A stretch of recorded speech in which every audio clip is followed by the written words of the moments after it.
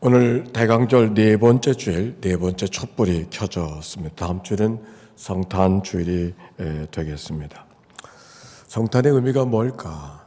영국의 역사학자 웰즈라는 사람이 이런 말을 했습니다. 나는 그리스도인이 아닙니다. 그러나 역사학자로서 단언컨대 나사렛 출신의 무일푼 설교자 예수야말로 틀림없는 역사의 중심입니다. 예수 그리스도가 온 인류의 역사의 중심이라고 하는 이 무신론자 웰즈의 이야기를 여러분 어떻게 생각하시는지요? 이 땅에 그리스도가 오심 전과 오심 후로 갈라진 역사 속에 오늘의 이 땅의 인류의 역사는 이어가고 있는 겁니다.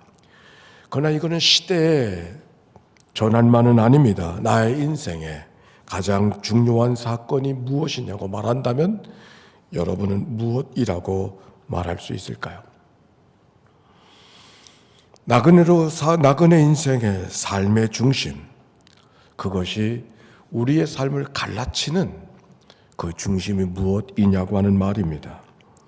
유엔 사무총장을 지나고 노벨 평화상 수상자로 인류의 한 공헌자로 살았던 스웨덴의 한마 슐드라고 하는 유명한 신앙인이 있습니다. 그가 이렇게 고백했습니다. 내가 믿음을 갖게 되던 그날 내 삶의 의미가 생겼고 세상 모든 만사를 이해할 수 있게 되었다고 말합니다. 믿음을 갖게 되어진 날, 예수 그리스도를 나의 구주로 고백하게 되어진 바로 그때 오늘 살아있다고 하는 삶의 의미가 생겼고, 그리고 내 세상 모든 것들을 이해할 수 있게 되어졌다고 하는 그 말은 여러 가지 의미가 있습니다. 그리스도가 삶의 중심이 되었다는 삶의 고백입니다. 오늘 여러분의 삶은 어떻습니까? 그리스도 이 땅에 오심을 기다리는 이 계절, 예수 그리스도가 삶의 중심으로 찾아오는 이런 계절, 정말 그런 계절이 되어야 되지 않을까요? 그리스도의 역사 오심이 무엇인가를 오늘 성경의 본문의 이야기를 통해서 같이 나누려고 합니다. 예수 그리스도의 나심이 어떤 의미가 있는가? 우리의 삶의 중심이 되고 있는가? 오늘 말씀 등장하는 두 개의 이름을 통해서 예수 그리스도의 오심이 무엇인가를 나누려고 합니다. 첫째는 마태복음 1장 21절의 말씀입니다. 같이 한번 읽어봅시다. 성경을 펴고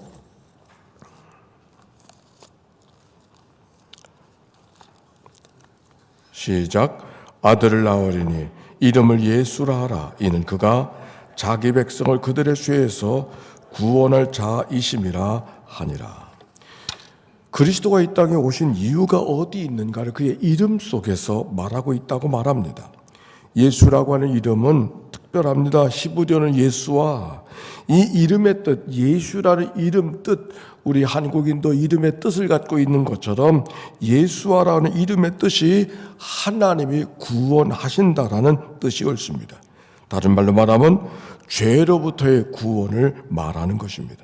즉 자기 백성을 죄에서 구원해내실 분이 그리스도 예수인 것을 그의 이름이 우리에게 설명해주고 있습니다. 어저께로 시편 150편을 다 읽게 되어졌지만 어느 날 시편을 읽다가 다윗의 고백에 우리가 머물렀던 기억이 있습니다. 시편 143편 2절의 말씀 같이 주의 종에게 심판을 행하지 마소서 주의 눈앞에는 의로운 인생이 하나도 없나이다. 의인은 없나니 하나도 없다고 하는 바울의 고백을 그저 기억나게 하는 이 말씀. 의인은 없나니 하나도 없다. 구주 예수가 필요하지 않은 사람이 아무도 없음을 이야기하고 있는 것이죠. 어느 성인이 무릎을 꿇고 예수님께 간절히 기도를 드리게 되었다고 합니다. 예수님, 내 평생 소원 다시는 주님의 마음을 상하지 않게 해드리려고 합니다. 내가 좀 죄를 짓지 아니할 수 있도록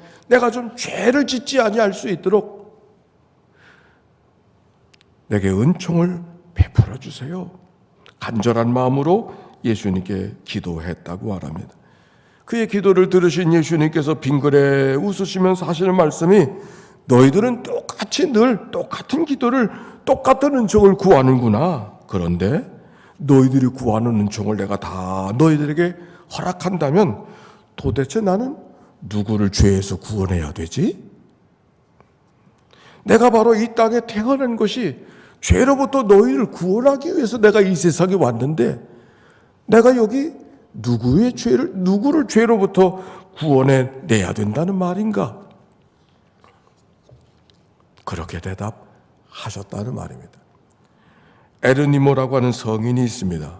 어거스틴 시절에 4대 성인 가운데 한 사람입니다. 기도 생활도 많이 하고 그리고 성경 번역에 특별한 탁월한 능력이 있어서 히브리 말로 된 성경을 시라버로 기록되어진 70인역을 라틴어로 번역했던데 특별한 역할을 했던 사람이 에르니모라고 하는 성인입니다. 그는 기도 생활을 많이 하고 있었지만은 그러나 그 마음속에 풀려지지 않는 한 가지가 있었어요. 자기 안에 아무에게도 이야기할 수 없는 타오르는 욕정이 견딜 수가 없었어. 자기는 사람들에게 존경받는 사람이고 사제로 살고 있고 능력 있는 사람으로 인정받고 안에 기도 생활도 열심히 하고 있지만은 자기 안에 타오르는 욕정을 견딜 수가 없어서 늘 하나님 앞에 붙들고 기도하던 사람이 그였어요. 그렇게 기도하던 그에게 아기 예수님의 모습으로 주님이 나타나셨습니다. 그게 너무 기뻐서 사랑하는 예수님, 당신이 가장 기뻐하는 것을 내가 선물로 드리고 싶은데 어떤 걸 선물하면 당신이 기뻐하실지 그걸 좀 말씀해 달라고 진심이었을 겁니다. 내가 아기 예수님이 그에게 이렇게 대답했답니다. 그대가 정말 나를 기쁘게 하기를 원하는가? 내가 정말 당신으로부터 받기를 원하는 선물 한 가지가 있네. 그건 뭐냐면 당신의 죄 욕정으로부터 그 욕망, 그 죄를 내게 갖고 오면은 내가 그걸 가장 기뻐하지. 근데 그 얘기를 듣는 순간 자기로부터 떼어낼 수 없는 게 그 욕정인데 그걸 떼어서 달라고 하시니까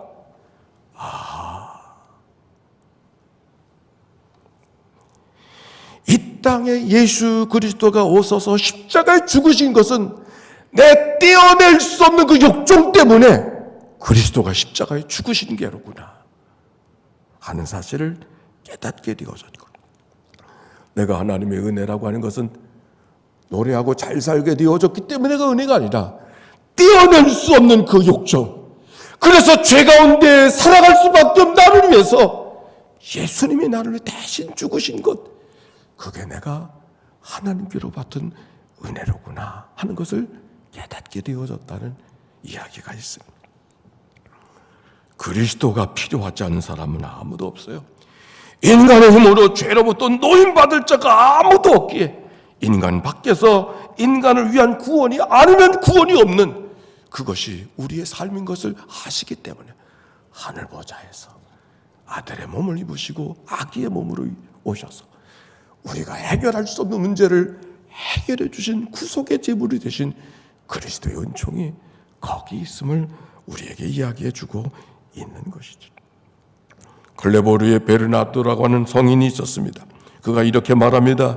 예수란 이름은 죄인들에게는 절망의 끝이고 희망의 시작이라고.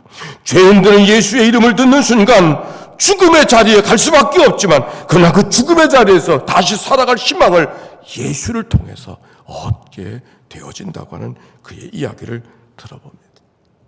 오늘 성탄의 이 계절, 죄로부터 우리를 구원해 줄 자가 바로 이 땅에 오신 예수 그리스도의 베풀어 주신 은총인 것을 기억하고 그리스도를 맞이하고 기다리는 이 계절이 우리 모두 속에 눌림 속에 죄 속에 욕정 속에 욕망 속에 여러 가지 문제 속에 살아가는 우리들을 용기와 희망을 주는 그런 계절로 모두에게 축복되시기를 주의 이름으로 축원합니다. 두 번째, 예수님의 또 다른 이름이 하나가 있죠. 자, 봅시다. 시작. 보라, 처녀가 잉타여 아들을 낳을 것이요 그의 이름은 임마누엘이라 하려 하셨으니 이를 번역한즉 하나님이 우리와 함께 계시다 합니다. 마태복음 1장 23절의 말씀이에요. 그의 이름을 임마누엘이라 하리라. 임이라는 말은 함께, 아누라고 하는 말은 우리, 엘이라고 하는 말은 하나님을 말합니다. 임마누엘, 그 말은 무슨 말인가? 번역한즉 하나님이 우리와 함께 계시다는 뜻이라고 하는 말씀이었습니다. 여기 임마누엘이라는 말씀을 인용한 말씀은 이사야서 7장에 있는 말씀인데, 북이스라엘 나라가 아수르에게 공격을 받아서 위기 속에 있었을 때에 한 처녀를 통하여 태어날 아기가 바로 이 땅에 하나님의 함께 해주시는 그런 은총의 상징일 것이니까 그 이야기를 해주었던 말씀이 이사야 선지자의 이야기인데, 천사들이 바로 이 이사야 선지자의 말씀을 이용하면서 지금 우리가 살아가는 세상 속에 어둠이 가득한 세상을 살고 있지만 한 아기의 탄생을 통해서 하나님께서 이 땅을 버리지 아니하시고 우리와 함께 해주심을 보여주는 상징, 바로 그분이 아기 예수님이라고 말씀해주고 있는 것입니다. 우리와 함께 계시다고 하는 말씀은 사랑의 속성이 무엇인가를 이야기해주고 있는 것이죠. 사랑, 함께 있고 싶은 마음. 하나님이 보내주신 아들이 임마누엘인 것은 하나님의 성품이 사랑이기 때문에 우리와 함께하기를 원하시는 하나님의 마음이 아들의 이름 속에 담겨 있는 겁니다. 우리의 믿음 생활 속에 하나님의 현존, 오늘도 하나님이 동행하시고 하나님이 나와 함께 하심을 깨닫고 고백한다는 것이 얼마나 소중한가. 하나님의 임재를 늘 경험했던 한 로렌스의 이야기를 통해서 하나님의 임재라는 책을 우리가 여러 번 소개했던 기억이 납니다.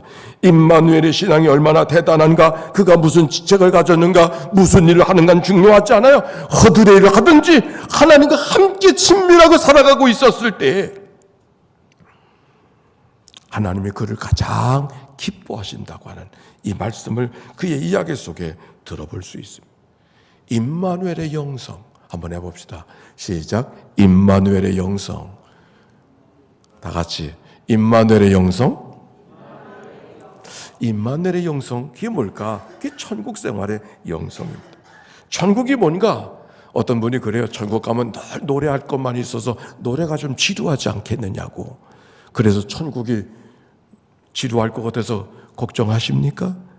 천국은 하나님과 함께 있음을 경험하는 시간. 사랑하는 사람은 늘 함께 있고 싶어요.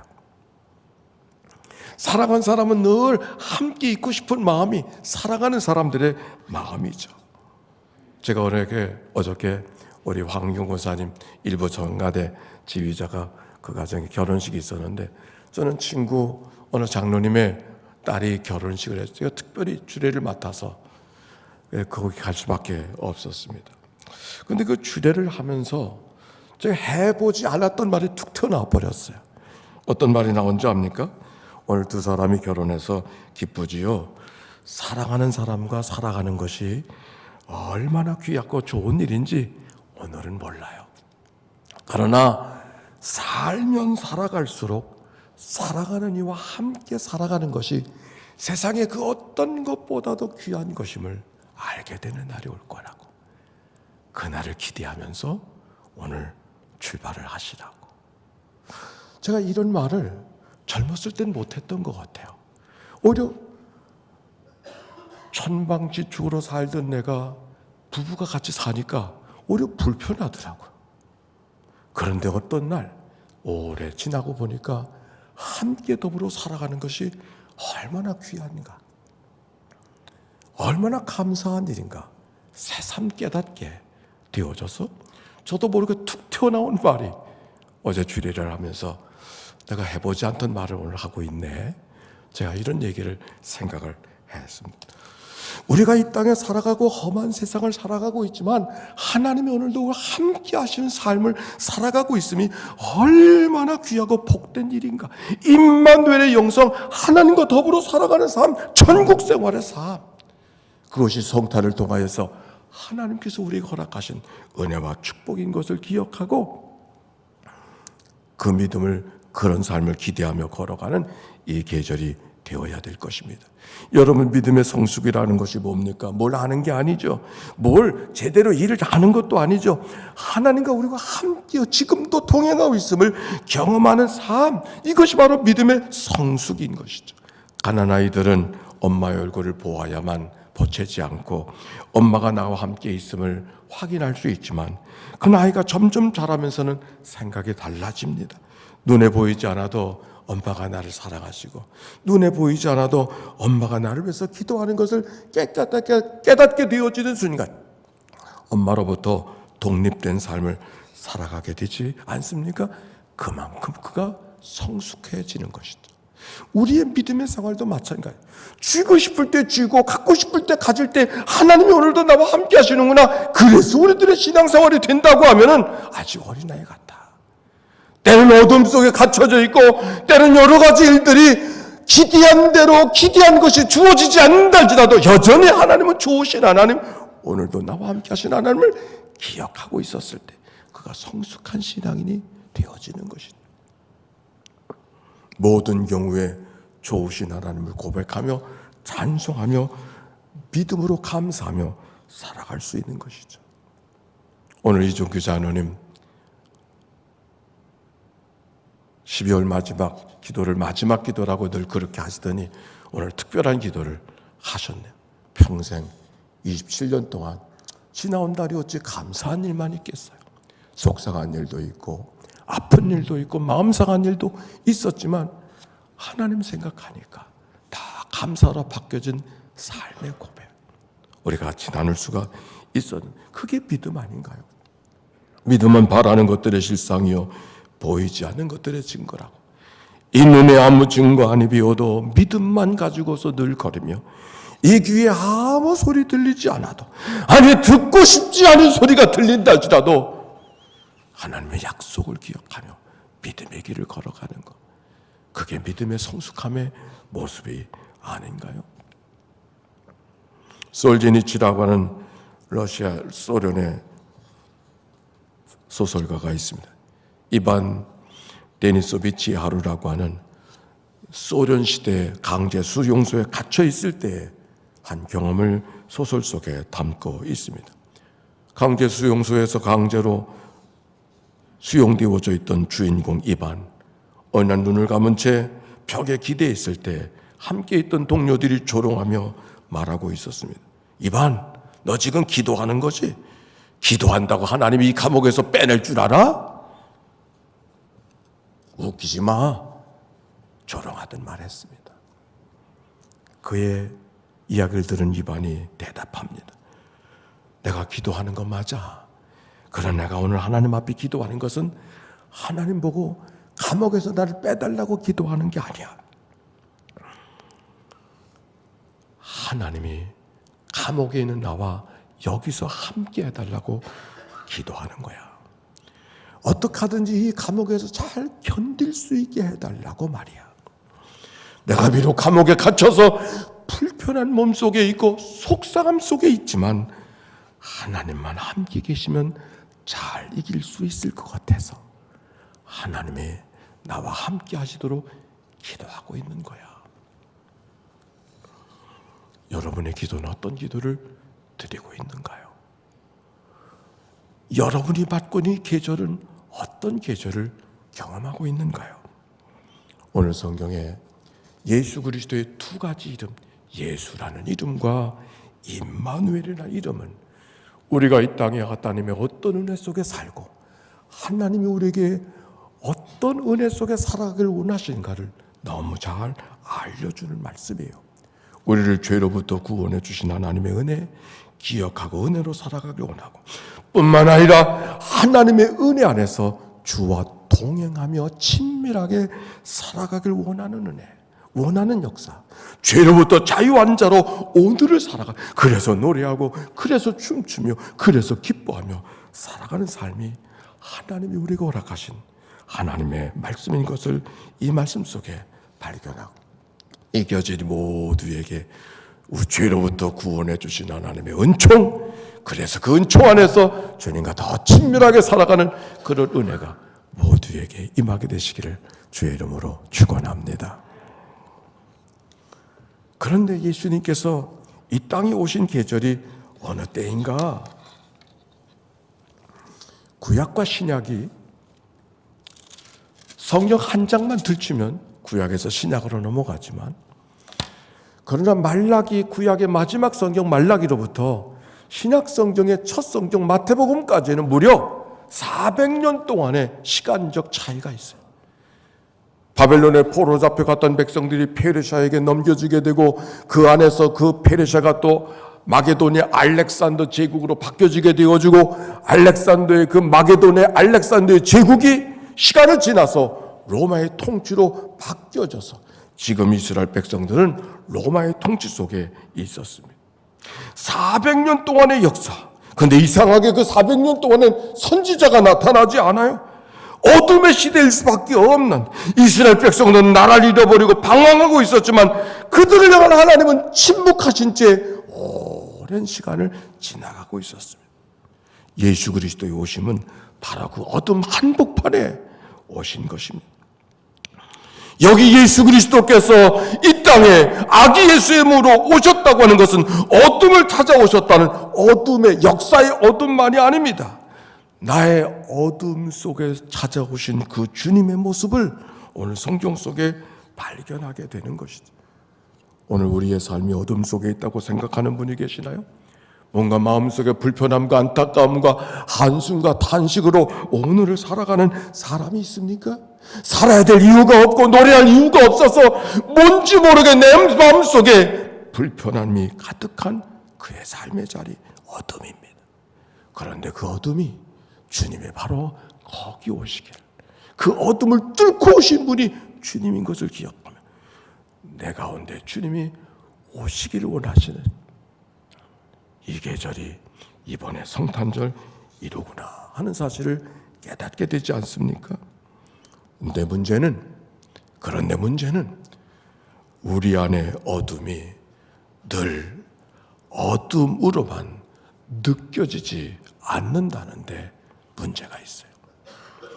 우리가 깊은 어둠 속에 있지만 이 어둠을 어둠으로 알지 못한다는 거예요.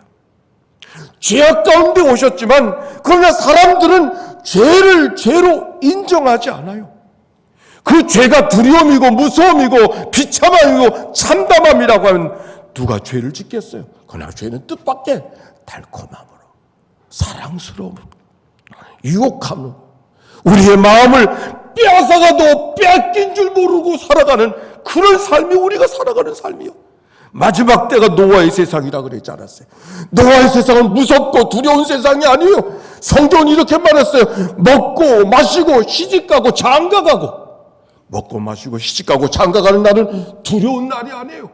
오히려 저절로 춤을 추고 싶고 저절로 마음을 빼앗기고 오히려 그것이 떠나갈까 봐 걱정하고 염려하는 자리가 먹고 마시고 춤추고 시집가고 장가가는 자리, 그 자리가 가장 어두운 자리라고 성경은 말하고 있는 거예요. 어둠이 어둠으로 찾아오는 것이 아니라 오히려 달콤함으로 찾아오고, 어둠이 무서움으로 찾아오는 것이 아니라 오히려 우리들의 마음을 빼앗아가는 일로 찾아와서 어둠 속에 있어도 어둠인 것을 잊어버리고 살아가는 그런 것이 어느 우리의 삶인 것을 오늘 성경을 통하여 묵상하게 되는 거예요.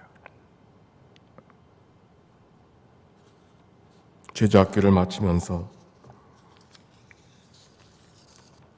이태원의 마지막 현장 땅을 밟으면서 생명을 잃은 사람들을 마음에 기도하려고 그곳에 갔습니다. 저는 깜짝 놀랐어요. 그 골목은 사람이 죽을 자리가 아니에요.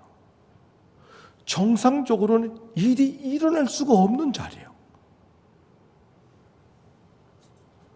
정상적으로는 일이 일어날 수 없는 자리인데 그렇게 엄청난 일이 벌어졌어요. 왜 그랬을까? 정상적으로는 그런 일이 일어날 수가 없는 자리예요. 이해가 안 됐어요. 일 벌어졌어요. 왜 그랬을까? 우리들의 시대를 말하는 것 같았어요.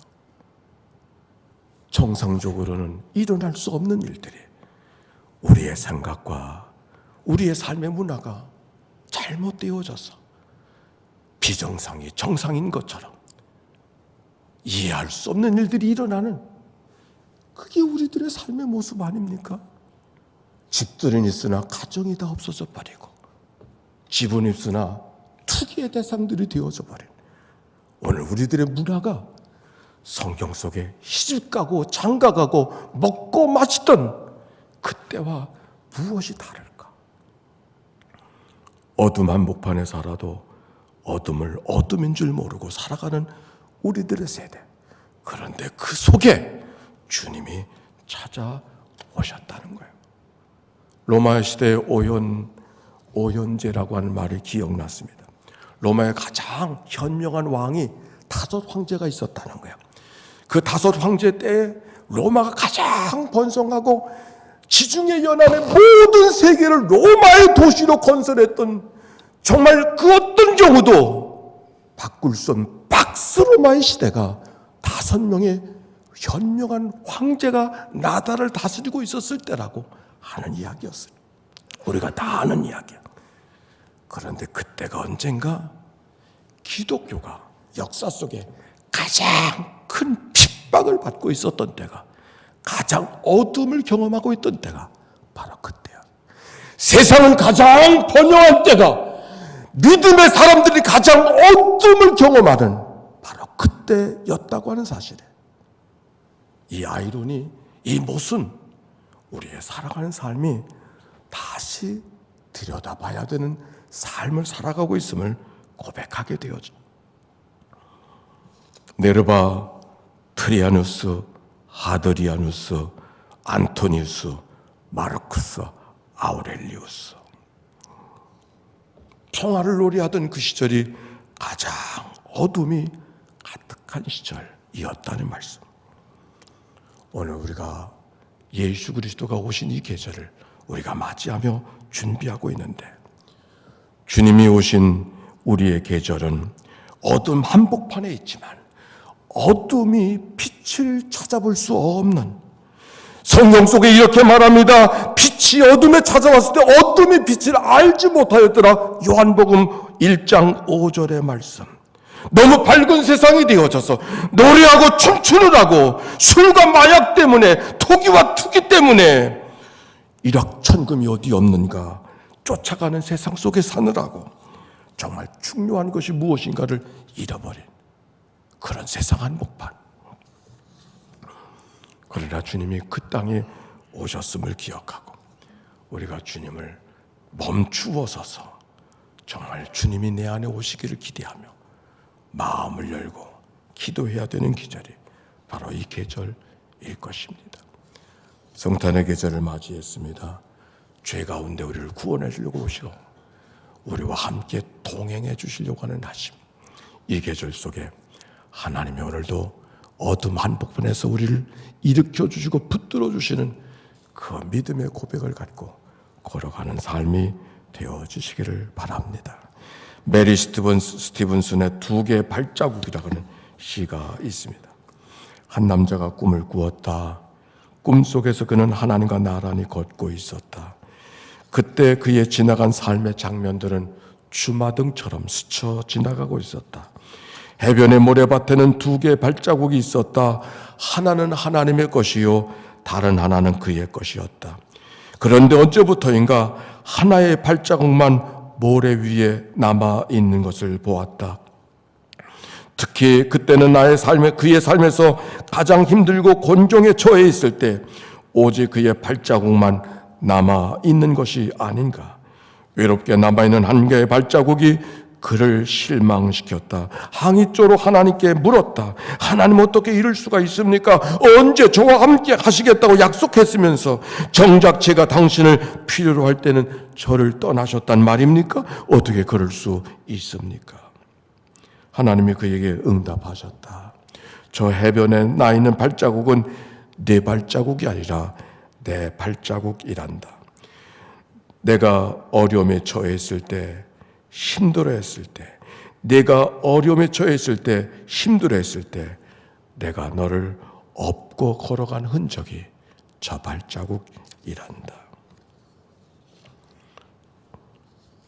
이 복된 계절, 우리 주님께서 우리 가운데 오셔서 우리 모두를 다 건져주기를, 죄에서 구원해 준 계절이 이 계절인 줄로 믿습니다.